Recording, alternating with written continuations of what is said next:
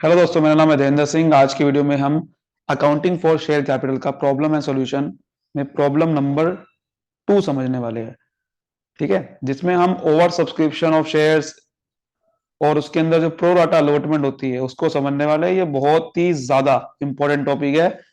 इसके जो आगे क्वेश्चंस बनेंगे, क्वेश्चन आएगा अगर एग्जाम में तो इसी से टॉपिक से रिलेटेड ही आता है। ठीक है, और ये अगर आपने अच्छे से समझ लिया तो समझ लो कि आपकी आधा अकाउंटिंग फॉर शेयर कैपिटल तो खत्म ही हो गया, और मैं आपको बहुत आसानी से समझाने वाला हूं। चलिए बिना कोई देरी के शुरू करते हैं। देखिए, हम यहां पर एक क्वेश्चन के थ्रू समझने वाले हैं कि अकाउंटिंग फॉर शेयर कैपिटल में ओवर सब्सक्रिप्शन होता क्या। क्या लिखा हुआ देखो यहां पर, x limited company invited application for 50,000 shares of ₹10 each. X limited company ने 50,000 शेयर इन्वाइट किए लोगों से, और एप्लीकेशन में आपको ₹3 देना है, अलॉटमेंट में ₹2 देना है। बाकी का जो बैलेंस बचा वो तब मंगाएगी जब जरूरत होगी कंपनी को। और ये लिखा हुआ है कि 60,000 शेयर अप्लाई कर दिए। अब आप ये देखो ध्यान से, कंपनी ने तो 50,000 शेयर ही इनवाइट करे थे कि आप आओ हमारी कंपनी में और 50,000 शेयर पे पैसा लगाओ, बट लोगों ने जो पैसा लगा दिया वो 60,000 शेयर्स पे लगा दिया। अब आप सोचोगे कि ऐसा क्या हो सकता है कि कंपनी 50,000 शेयर के लिए कह रही है और लोग 60,000 शेयर का अप्लाई कर सकते हैं। बिल्कुल ऐसा हो सकता है, ऐसा हो सकता है। देखो कैसे हो सकता है।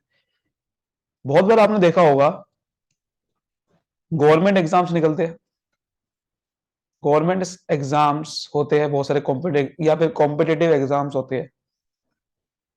कॉम्पिटेटिव एग्जाम्स में लोग कैसे अप्लाई करते हैं, आपने सोचा है? आपको पता है कि वहां पर जो सीट्स होती है, किसी भी चाहे कॉम्पिटेटिव एग्जाम हो चाहे गवर्नमेंट एग्जाम हो, गवर्नमेंट एग्जाम में तो आपका जॉब की सीट्स की बात कर रहे हैं, पोजीशन की। कॉम्पिटेटिव एग्जाम में आपका एडमिशन की बात कर रहे हैं, वो बहुत ही लिमिटेड होती है। जैसे कि मान लेते हैं कि सिर्फ 1,000 सीट्स है अवेलेबल बच्चों के लिए खाली, और उसके लिए गवर्नमेंट ने एग्जाम निकाला। ठीक है, और वो एग्जाम आपको देना है, और और उन्होंने कहा कि देखो अप्लाई करना है आपको, और एप्लीकेशन के टाइम पे फीस देनी है ₹1,500। एग्जाम देने आपको अप्लाई करने में ₹1,500 लगेंगे, ₹1,500 आपको देने हैं। अब मुझे एक चीज बताओ कि अगर 1,000 सीट्स अवेलेबल है एक जॉब के लिए, तो क्या 1,000 ही बंदे सिर्फ अप्लाई कर सकते हैं, या और कर ही नहीं सकते अप्लाई? सिर्फ 1,000 ही बंदे कर सकते हैं या और भी कर सकते हैं? कर सकते हैं यार। 1,000 बंदे तो एक जॉब की सीट अवेलेबल, अप्लाई करने में क्या जा रहा है? अप्लाई करने में कोई लिमिट नहीं लगाती गवर्नमेंट।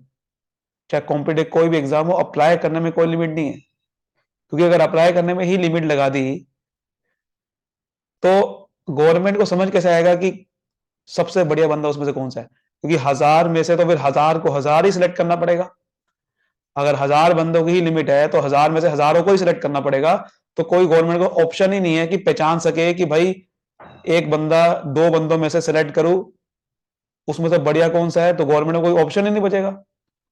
तो अप्लाई करने में कोई लिमिट नहीं लगाते। गवर्नमेंट चाहते है जितना ज्यादा हो सकता है लोग अप्लाई करें, उसमें से हम छांटेंगे कि कौन सबसे बढ़िया है और उनको सिलेक्ट करेंगे।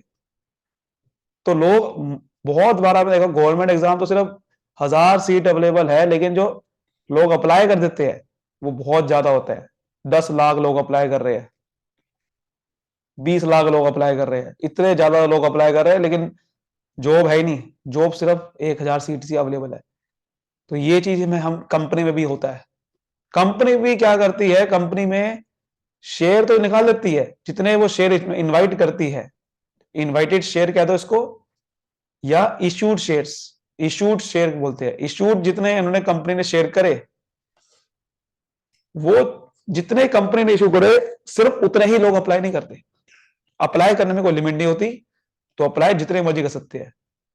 तो मान लेते हैं कि कंपनी ने अगर 1,000 शेयर इशू करे, बट लोगों जो अप्लाई करेंगे, जो लोग अप्लाई कर देते हैं वो कई बार ज्यादा कर देते हैं। मान लो लोगों ने अप्लाई कर दिया 3,000 शेयर्स पे, तो वहां पर उस केस को बोलते हैं ओवर सब्सक्रिप्शन ऑफ शेयर्स। उस केस को बोलते हैं ओवर सब्सक्रिप्शन ऑफ शेयर्स। जब कंपनी में लोग अप्लाई हद से ज्यादा कर देते हैं, और क्यों कर देते हैं? क्योंकि कंपनी ने कोई लिमिट नहीं लगा रखी, और कंपनी भी यही चाहती है कि जितने ज्यादा लोग अप्लाई करें उसमें से कोई दिक्कत नहीं है, इससे हमारी कंपनी की रेपुटेशन समझ में आएगी। क्योंकि अगर कंपनी लिमिट लगा देगी तो फिर भैया हजार के हजार बंदों को, शेयर होल्डर को सिलेक्ट करना पड़ेगा। कोई चॉइस ही नहीं है कंपनी के पास भी कि देख सके किन शेयर होल्डर को सिलेक्ट करना है, किन को नहीं करना। और कंपनी का, आप सोचो कंपनी का फायदा होगा कि कंपनी के पास ज्यादा पैसा आ जाएगा, 2000 शेयर पे अगर फायदा आ गया तो उनको वापसी देगी नहीं कंपनी, कंपनी का फायदा हो गया। नहीं नहीं, ऐसा नहीं होता। जिन लोगों के पास, अब देखो ध्यान समझना, ये तो आपको समझ आ गया ना ओवर सब्सक्रिप्शन शेयर क्या होता है। अब ध्यान समझना कि कंपनी का फायदा होता है या नहीं होता ओवर सब्सक्रिप्शन। ओवर सब्सक्रिप्शन और शेयर होता है तो कंपनी क्या करती है, क्या ट्रीटमेंट फॉलो करती है। अब उस ट्रीटमेंट को ध्यान समझना। कंपनी जो ट्रीटमेंट फॉलो करती है वो दो तरीके से करती है। एक होता है कि एक्सेस एप्लीकेशन मनी रिफंड कर देती है company, excess application money refunded. अब आप सोचोगे इसमें क्या फायदा है कंपनी का, मतलब कि 2000 शेयर पे अगर किसी ने एक्सेस पैसा दिया तो वो वापसी दे देगी? बिल्कुल देना पड़ेगा, बिल्कुल देना पड़ेगा। लेकिन हाँ, गवर्नमेंट एग्जाम में जैसा नहीं होता। वहां तो अगर आपने एग्जाम दिया, सिलेक्शन हुआ कि नहीं, वो ऐसा नहीं है कि 1500 रुपये वापसी दे देगी आपको। लेकिन कंपनी ऐसा नहीं करती। कंपनी कोई गवर्नमेंट एग्जाम थोड़ी दे रही है आपसे। कंपनी कोई इस, क्योंकि कंपनी तो अपने पैसा के लिए काम कर रही है। अगर जिस गवर्नमेंट एग्जाम जो करवा रही है, जैसे आईबीपीएस ऑर्गेनाइजेशन है, तो वो गवर्नमेंट एग्जाम जो करा रही है, उनका तो इसी से फायदा है ना। उनका तो पैसा कमाने का यही तरीका है कि जितने ज्यादा लोग अप्लाई करें, सीट तो अवेलेबल ज्यादा है नहीं, तो यहीं से उनका पैसा आता है। बट कंपनी को इससे पैसा कमाएगी कि आपका एप्लीकेशन मनी रिफंड नहीं करेगी, तो फिर इन्वेस्टर कोई कंपनी में पैसा नहीं लगाएगा। अगर कंपनी ऐसा करने लगी तो इन्वेस्टर कंपनी से भागने लग जाएगा। कंपनी अपने रेपुटेशन बनाने के लिए, मार्केट में अच्छा दिखाने के लिए, गुडविल मेंटेन करनी होती है। तो ऐसा नहीं कर सकती कंपनी इन्वेस्टर का नुकसान कर दे, फिर तो इन्वेस्टर सोचेगा इस कंपनी में जाने की नहीं, तो एक्सेस एप्लीकेशन मनी रिफंड कर देती है। ये एक तरीका है। जैसे कि कंपनी ने इशू करे 1000 शेयर, और 1000 शेयर पे कंपनी ने कहा कि भाई आपको एप्लीकेशन के टाइम पे 2 रुपए देने हैं, तो कंपनी पे आना चाहिए था 2000 पे। बट जब लोगों ने अप्लाई किया तो 1000 शेयर पे अप्लाई नहीं किया, कंपनी पे आ गए 2000 शेयर पे अप्लाई। और एक शेयर पे एप्लीकेशन पे 2 रुपए ही देने थे, तो लोगों पे 2000 शेयर पे दिए कंपनी ने पैसा, तो 4000 पे आ गए। तो जो एक्सेस पैसा आया 2000 पे, उस 2000 पे को कंपनी क्या करेगी, रिफंड कर देगी, उनको लौटा देगी पैसा। ठीक है। दूसरा तरीका होता है pro rata allotment. Pro rata allotment, इसका क्या मतलब है, देखो ध्यान से। प्रो राटा अलॉटमेंट ये कहता है कि आप उनको रिफंड ना करो पैसा। कुछ लोगों को रिफंड करना चाहो तो रिफंड कर दो, लेकिन प्रो राटा अलॉटमेंट क्या कहता है कि आप उनको रिफंड ना करो, बल्कि कम अलॉटमेंट दे दो। इसे बोलते हैं पार्शियल अलॉटमेंट। अलॉटमेंट कम दे दो, यानी कि हमारे पास शेयर है नहीं देने को, तो कम शेयर दे दो। रिफंड करने की बढ़िया है कि उनको कम शेयर दे दो। फॉर एग्जाम्पल, कंपनी ने इशू करे थे 2000 शेयर्स, ठीक है। अब उस 2000 शेयर पे लोगों ने जो अप्लाई कर दिए वो कर दिए 3000 शेयर्स। तो कंपनी क्या कर सकती है, कंपनी कहेगी देखो ऐसा है भाई, कंपनी कहेगी देखो ऐसा है, हमारे पास देने को है नहीं। तो अप्लाई वाले को कहेगी देखो भाई ऐसा है, आप अप्लाई वाले को कहेगी देखो भाई आपको हम 2000 शेयर ही दे सकते हैं, लेना है लो, मतलब जाओ। तो वो लोग कहेंगे कोई बात नहीं, दिक्कत क्या है। तो कंपनी क्या करेगी, जिन लोगों ने अप्लाई किया उनको कम अलॉटमेंट दे देती है। इसे बोलते हैं पार्शियल अलॉटमेंट या फिर प्रो राटा अलॉटमेंट। यानी कि जितने लोगों ने अप्लाई किया, बट उनको सारे शेयर नहीं देगी, कम दे देगी, जितने उनके पास है उतने ही हिसाब से दे देगी। अब ये आप सोचोगे क्या हमेशा ऐसे ही होता है? नहीं, कंपनी की मर्जी है। कंपनी चाहे तो ऐसा कर सकती है, कंपनी चाहे तो ऐसा कर सकती है, कंपनी चाहे तो दोनों का ट्रीटमेंट भी कर सकती है, दोनों का। मतलब कि कंपनी ऐसा भी कर सकती है कि 3000 शेयर जिन्होंने लोगों ने अप्लाई करे, उसमें से 1000 वालों को तो वापसी कर दिया, या ऐसा कर सकती है कि 500 शेयर वालों को रिफंड कर देती है, 500 शेयर वालों को रिफंड कर देते हैं, और बाकी के जो शेयर बचे 2500 लोगों ने जो अप्लाई किए थे, उसको उसमें से 2500 में से सिर्फ 2000 लोगों को दे देते शेयर, 2500 वालों को 2000 देते हैं। तो ये कंपनी के ऊपर बात है, कंपनी जैसा मर्जी कर सकती है। कंपनी दोनों को मिक्स करके कोई ट्रीटमेंट कर सकती है, या फिर सिंगल एक ट्रीटमेंट कर सकती है, या फिर ये, तो ये कंपनी के ऊपर बात है। ठीक है, लेकिन आपको यहां तक अब पहले समझ में आया कि क्या सिस्टम होता है यहां का? बिल्कुल समझ में आया है ना? तो ये चीज है। अब इसी के ऊपर एक क्वेश्चन करेंगे। देखो ये जो क्वेश्चन आपके सामने लिखा हुआ है, ये क्वेश्चन इसी चीज का है।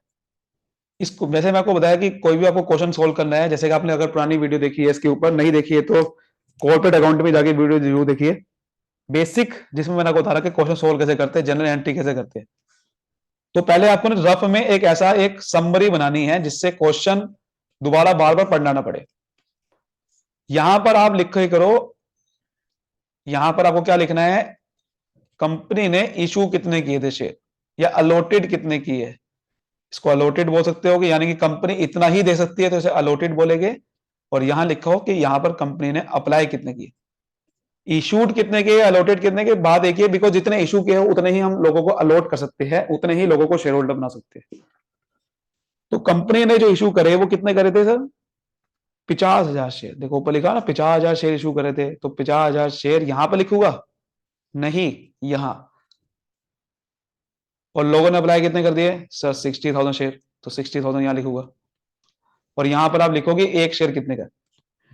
सर एक शेयर है 10 रुपए का, ऊपर लिखा हुआ है एक शेयर 10 रुपए का है। और उसमें कितने कैसे कैसे मंगा रही है वो ऊपर लिखो। एप्लीकेशन पे 3 मंगा रही है तो यहाँ लिखो 3 रुपए एप्लीकेशन पे आएगा, 2 रुपए अलॉटमेंट पे आएगा, बाकी का बैलेंस व्हेन रिक्वायर्ड। अब देखो जब ये लिखा होता है ना बाकी का बैलेंस कितना, पहले कितना बचा? 5 रुपए, सॉरी कितना बचा, बिल्कुल 5 रुपए बचा। ये इसे बोलते हैं कि फर्स्ट एंड फाइनल कॉल, क्योंकि पहली कॉल है और यही आखिरी कॉल है, इसके बाद तो कोई कंपनी मंगा नहीं दी है, तो इसे बोलेंगे फर्स्ट एंड फाइनल कॉल। जब ये लिखा होता है ना कि बैलेंस व्हेन रिक्वायर्ड, यानी कि जब जरूरत पड़ेगी तब मंगाएगी कंपनी, इसको बोलते हैं, इसको क्या बोलते हैं? इसको बोलते हैं अनकॉल्ड कैपिटल। अनकॉल्ड कैपिटल, जो मैं एक्चुअल में आपको स्टार्टिंग में मैंने एक थ्योरी वाली वीडियो बनाई थी, उसमें मैंने बताया था बहुत सारी कैपिटल होते हैं, शेयर कैपिटल कई तरीके की होती है। ये होती है कोल्ड अप कैपिटल, जो कंपनी मंगाती है जिनसे पैसा, कि आपको कंपनी कह रही है कि इतने शेयर पे पैसा दो, इसे बोलते हैं कोल्ड अप। और जो नहीं कह रही है कि अभी नहीं मंगा रही है कंपनी, कोल्ड कोल्ड नहीं कर रही है आपसे, तो इसे बोलते हैं अनकोल्ड कैपिटल। जब कंपनी आपको कह रही है अभी ना दो, तो इसे बोलेंगे अनकोल्ड कैपिटल। इसको मैंने ऐसे बॉक्स में लिख दिया। अब देखो कंपनी ट्रीटमेंट कैसे कर रही है। कंपनी कह रही है director accepted application for 50,000 share and rejected the remaining application.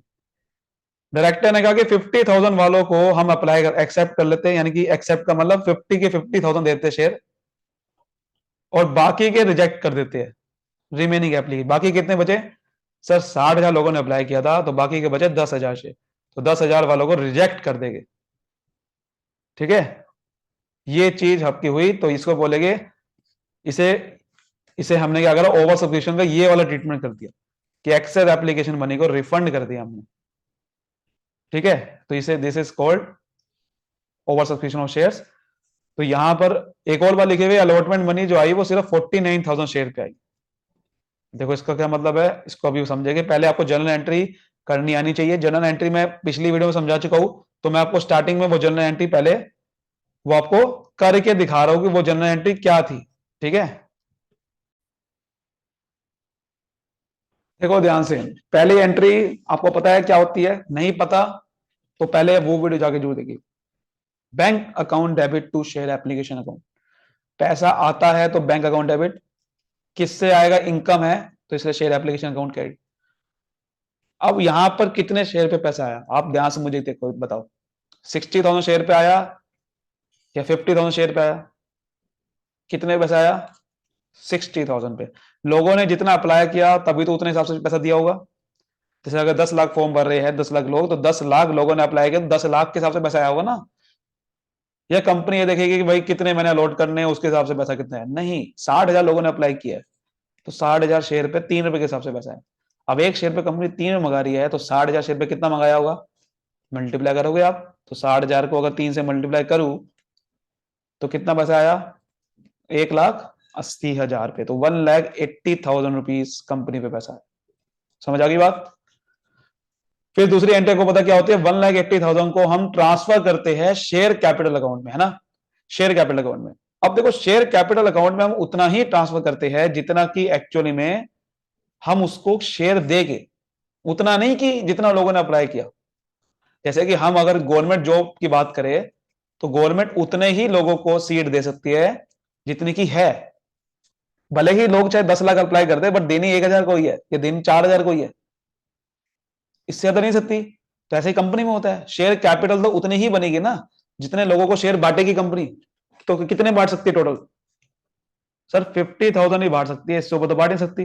तो 50,000 को ही तो शेयर होल्डर बनाएगी वो। बाकी का 10,000 को क्या कर रही है कंपनी? देखो लिखा हुआ साफ साफ, रिजेक्ट कर रही है। तो इसलिए 10,000 को रिजेक्ट कर रही है, 50,000 को शेयर होल्डर। तो 50,000 के हिसाब से हम शेयर कैपिटल में डालेंगे तो कितना दिया होगा? 50,000 शेयर शेयर पे पैसा दे कंपनी ने कंपनी को 3 रुपए के हिसाब से एप्लीकेशन पे। क्योंकि एप्लीकेशन पे 60,000 में से 50,000 वालों ने कितना दिया होगा, हमें उतना ही ट्रांसफर करना है शेयर कैपिटल में, क्योंकि उतना ही लोगों ने अप्लाई, उतना ही दे सकते शेयर कंपनी शेयर। तो 50,000 पे 3 रुपए के हिसाब से 1.5 लाख रुपए कंपनी पे आया था। तो उस 1.5 लाख को ही सिर्फ शेयर होल्डर बना सकती है उतने शेयर पे, उससे ज्यादा शेयर होल्डर बना ही नहीं सकती, क्योंकि है ही नहीं कंपनी में शेयर। अब बाकी का सर क्या हुआ? सर बाकी का रिजेक्ट कर दिया। अब रिजेक्ट कर दिया का मतलब पैसा रिफंड कर दिया, रिजेक्ट का मतलब पैसा आगे रिफंड कर दिया। तो रिफंड कर दिया अगर, तो भैया रिफंड करने की एंट्री क्या होती है? जब पैसा आता है तो bank account debit to share application पे, और जब उसको रिफंड कर रहे हैं तो पैसा दे रहे हैं ना, तो एंट्री उल्टी हो जाती है। एंट्री क्या हो जाएगी? Share application account debit to bank account. तो अगर मैं दोनों को एंट्री को मर्ज कर दूं एक साथ, यानी कि एंट्री क्या हुई? शेयर एप्लीकेशन अकाउंट डेबिट, कितने से मैंने रिफंड कर रहा हूं सर? 10,000 लोगों ने जो अप्लाई किया था उसको रिफंड कर रहा हूं। 10,000 शेयर पे कितना पैसा दिया था हमने? 3 रुपए के हिसाब से सर 30,000 रुपए। तो सर 30,000 वालों को रिफंड कर रहा हूं ना, 30,000 पे जो दिया था 10,000 पे, 10,000 शेयर पे 3 के हिसाब से 30,000 पे दिया था। तो share application account debit to bank account, क्योंकि बैंक से पैसा जा रहा है तो क्रेडिट, एसेट जाता है तो क्रेडिट, और वो एंट्री उल्टी कर दिया। 30,000 वालों को पैसा दे दिया तो एंट्री क्या होगी? अब चाहो तो आप इसको अलग अलग एंट्री कर सकते हो, लेकिन जब आपको पता है कि शेयर एप्लीकेशन अकाउंट दोनों में ही डेबिट हो रहा है, तो क्यों ना उस दोनों एंट्री को मर्ज कर दूं? हाँ या ना? तो एंट्री को मर्ज कर देंगे। आपको पता है कि 1,80,000 में से ही वो 1,80,000 में ही वो 30,000 पे इंक्लूड है ना? 1,80,000 में वो 1.5 लाख वाले भी इंक्लूड थे, तो 1.5 लाख वालों को तो यहां डाल दिया। तो जो बाकी बचे बैंक अकाउंट में डाल देते हैं उसे। तो share application account debit to bank account 30,000 से, देखो एंट्री भी टैली होगी, क्योंकि 1,80,000 तो टोटल थे ना, उसमें से 1.5 लाख को तो शेयर कैपिटल बना दिया, बाकी को रिफंड कर दिया। तो एंट्री क्या बन जाएगी? सीधा इसको भी इस साथ में मर्ज कर दिया तो एंट्री क्या बनेगी? Share application account debit to share capital account to bank account. तो यहां पर लिखेंगे being application money transferred to share capital account and excess money refunded. Excess जो मनी है, एक्सेस मनी आई जो, उसको रिफंड कर दिया गया और बाकी को ट्रांसफर कर दिया गया। अब अगली एंट्री आप मुझे बताओगे, अगली एंट्री क्या होती है? अगली एंट्री होती है कि जो अलॉटमेंट हम मंगाएंगे उसकी एंट्री। लिखा हुआ ना अलॉटमेंट। अब मुझे अलॉटमेंट की एंट्री आपको पता होनी चाहिए, तो मैं आपको पहले करके दिखा रहा हूं। ठीक है, तो एंट्री क्या हो जाएगी? Share allotment account debit to share capital account और bank account debit to share allotment account. जो आपको पैसा मिलता है तो एंट्री ये होती है, ड्यू की होती है। अब ड्यू कितने की करेंगे? अब जो कहेंगे 60,000 वाले शेयर पे, वो बिल्कुल बात को नहीं समझ पा रहे। 60,000 शेयर पे ड्यू थोड़ी करेंगे भैया। आपको पता है कि मैंने शेयर कैपिटल पैसा कितना डाला है? 1.5 लाख रुपए। जब मैं दे ही 1.5 लाख सकता हूँ, तो बाकी को तो रिफंड कर दिया 10,000 वालों को। तो 50,000 शेयर को ही, 50,000 शेयर ही तो मैंने दिया लोगों को, और कितने दिए? बाकी तो रिजेक्ट ही कर दिया एप्लीकेशन के टाइम पे ही। तो दिए तो मैंने 50,000 ही है, तो 50,000 शेयर वालों से ही अलॉटमेंट मंगाएगा ना, या 60,000 मंगाएगा? 50,000 वालों से मंगाएगा, बाकी तो रिफंड ही कर दिया। तो 50,000 शेयर से कहेगा भाई देखो अलॉटमेंट मनी दो, 2 रुपए के हिसाब से, 1 रुपए एक शेयर पे 2 रुपए मंगाने हैं। तो 50,000 शेयर पे कितना पैसा मंगाएंगे सर? मल्टीप्लाई कर दो, 1 लाख रुपए। 50,000 मल्टीप्लाई बाय 2, 1 लाख। तो 1 लाख रुपीज मंगाएंगे। अब सर क्या 1 लाख रुपीज ही आया है? देखो ध्यान से, मैंने 50,000 शेयर पे लोगों से मंगाया था पैसा, लेकिन ध्यान से देखो अलॉटमेंट मनी आई कितने शेयर पे? वो क्या रहा है? 49,000 शेयर पे। यानी कि 1,000 शेयर में से, मतलब 50,000 में से 1,000 शेयर वालों पे तो पैसा दिया ही नहीं उन्होंने। पैसा दिया है सिर्फ 49,000 शेयर्स वालों ने। 1,000 शेयर पे तो पैसा आया ही नहीं है। तो उसका क्या करे?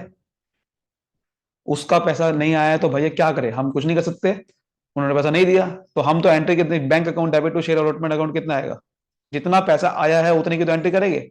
तो 49,000 शेयर पे आया ना, तो 49,000 शेयर मल्टीप्लाई बाय 2, 2 रुपए के हिसाब से पैसा आना था ना, तो 49,000 मल्टीप्लाई 2 से एंट्री कर देंगे, तो वो कितनी होगी, 98,000। तो 98,000 के हिसाब से पैसा आया है, ये हम यहां पर करेंगे। जितना पैसा आया है उतनी की एंट्री करेंगे, बाकी लोगों ने पैसा नहीं दिया। अब इसका एक दूसरा ट्रीटमेंट भी हो सकता है, दूसरा ट्रीटमेंट भी हो सकता है जो काफी बुक्स में दे रखा होगा, वो आपकी मर्जी है करना है कि नहीं करना। दूसरा ट्रीटमेंट ये है कि जो पैसा नहीं आया था, कितने शेयर में जो पैसा नहीं आया था, उसको आप अलग से दिखाओ, उसको अलग से दिखाओ, और उस अलग से दिखाओ उसे बोलते हैं कॉल्स इन अरियर्स। वो मैंने आपको स्टार्टिंग वीडियो में बताया था कॉल्स इन अरियर्स क्या होता है। कॉल्स इन अरियर मतलब जिस शेयर पे पैसा नहीं आया, तो कॉल्स इन अरियर में वो दिखाओ कितने शेयर पे पैसा नहीं आया। तो सर 1,000 वालों ने पैसा नहीं दिया 2 रुपए के हिसाब से, 2,000 पे नहीं आए, तो उसको डेबिट करो, दिखाओ। डेबिट इसलिए कर रहे हैं क्योंकि इन पे पैसा फ्यूचर में आना है। जब भी पैसा कंपनी को फ्यूचर में मिलने वाला होता है तो डेबिट करती है, पैसा मिल गया तब भी डेबिट करती है, मिलने वाला तब भी डेबिट करती है। और बैंक अकाउंट में तो कितना आएगा, बैंक अकाउंट में तो 98,000 मिला कंपनी को। और टू शेयर अलॉटमेंट अकाउंट क्या ऐड करो आप, टू शेयर अलॉटमेंट अकाउंट क्या ऐड करो, शेयर अलॉटमेंट में टोटल दिखाओ कितना पैसा आना था, 1,00,000। तो ये एंट्री तब करनी है जब कॉल इन एरियर अकाउंट खोलना है। कॉल इन अकाउंट नहीं खोलोगे तो भी चलेगा, खोलोगे तो भी चलेगा, आपकी मर्जी है। हाँ, अगर क्वेश्चन में स्पेसिफिकली कह रहा है कि कॉल इन एरियर अकाउंट खोलो, तब तो यही एंट्री करनी पड़ेगी। लेकिन वैसे आपको ये एंट्री करने की कोई जरूरत नहीं है, ये सबसे बड़ी एंट्री है। कॉल इन एरियर अकाउंट खोलने की कोई जरूरत नहीं है जब तक क्वेश्चन ना कहे। ठीक है, समझ आ गई बात? आज के लेवल इतना ही, आगे आज वीडियो आती रहेगी, कॉर्पोरेट अकाउंटिंग वीडियो फॉलो करते रहना बस। ठीक है, तब तक मिलते हैं अगली वीडियो में, तब तक bye bye, thank you so much.